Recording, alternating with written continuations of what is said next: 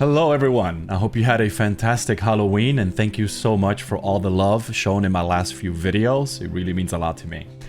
It's great to know obviously that my content is resonating in a positive manner with this games community, so that's always a good thing. And as always, if you enjoy my content, please feel free to subscribe to my YouTube channel, as we're about 350 subscribers away from being able to qualify for the BDO Content Creator Program. Super hyped about that.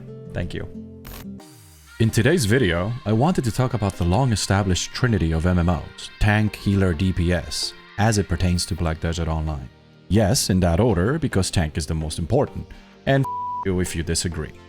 In all seriousness though, I wanted to make a video about this because like myself, I know that there is many of you that always wondered why BDO doesn't follow this system, which has worked so well for other MMOs in the past. And to be clear, I'm not trying to conform BDO to the cookie-cutter system that every MMO follows, because that's what makes BDO unique and special, the fact that it's not like the rest. However, it begs the question, why is there an aggro system in the game to begin with? And more importantly, why do some classes, for example Warrior, have abilities like Warcry, which generates threat by taunting mobs? Since Pearl Abyss has been leaning heavily into collaborative PvE content, for example boss blitz and dungeons, which by the way, I think is a fantastic direction to take the game in, let's break down a tank healer DPS system that could be the foundation for all and any additional group content, such as more dungeons or even raids. In this potential Trinity system, we're going to look at classes that were initially and/or intentionally designed with a more robust damage reduction or healing and support toolkits than all others. First of all, let me prefix this by saying I am simply providing feedback on a system that could potentially make PvE group content a lot more engaging and immersive. If I miss some abilities or classes, please feel free to point them out in the comments and let me know your thoughts. Why don't we start with the potential tanks? These could consist of Succession Nova, Succession Guardian, Warriors, and a wild card being Valkyrie. Most, if not all of these classes, lean heavily into extra defensive abilities, both passive and active. Abilities that not only enhance their survivability, but allows them to remain engaged in combat longer than most. Furthermore, they're all shield wearers, which provides a phenomenal guard stance. A guard stance that allows them to control the tempo, spacing, and positioning of the fight. I classified Valkyrie as the wild card because this class is capable of not only becoming incredibly tanky by providing 50% damage reduction to herself in group through a protected area with a 2-minute cooldown if I'm not mistaken, but also excel at healing similar to wizards and witches. Next, we'll look at some of the potential candidates for healers and supports.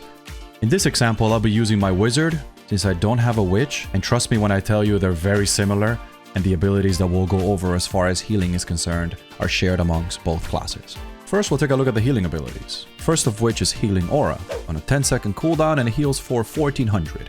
Next is Healing Lighthouse.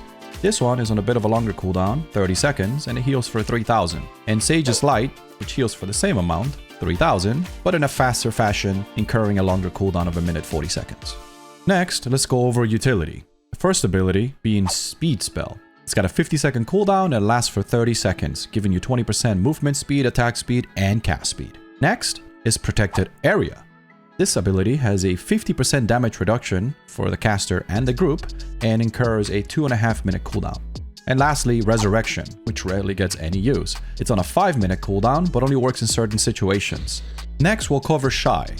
Let me start by saying that this class is a powerhouse, bringing a full support kit of buffs as well as debuffs. In addition to that, it has incredible heals, the first of which being Cheer Up and also Sharing is Caring, which are both health regenerative buffs that she puts. Next is Get Well, which is a 1.5-minute cooldown and it heals for 2800. And the last two, which are Careful and Stick to Me, heal for 1000 and 2250 respectively, and both have a 30-second cooldown. Next, we'll cover her utility, the first of which being an ability called Over Here, which provides a 5-second immunity to everyone within it. She also provides a 30 AP all the time, an extra 30 AP on a 3-minute cooldown, Black Spirit Rage regeneration boost, extra HP, and massive defense debuffs for the enemies. Needless to say, she is incredible when it comes to support. Since this game doesn't have a tank healer DPS system, All the classes listed previously have more or less the same amount of damage, regardless of their incredible survivability and support utility. A way to create balance and bring forth definitive roles of tank, healer, or support can be by creating a simple toggle on the skills page menu that allows these classes to choose their playstyle. For example, the tank classes mentioned previously can generate more threat or aggro through abilities, and the healers can have shorter cooldowns and or stronger heals. All of this, of course, at the cost of damage. This way, balance can be somewhat preserved while giving players urgency to choose the desired role for the content they're doing. As far as Shy goes, since she has honestly the most to offer, perhaps the toggle could allow them to choose between stronger support capabilities or, similar to wizards and witches, stronger heals with shorter cooldowns at the cost of damage. I know that there could be some hurdles when it comes to a system like this, especially as it pertains to PvP, but I'm sure with further testing and implementation, we could come up with something viable for PvP as well. Let me know what you guys think in the comment section below, and as always, thank you so much for watching. Don't forget to subscribe. See you in the next one.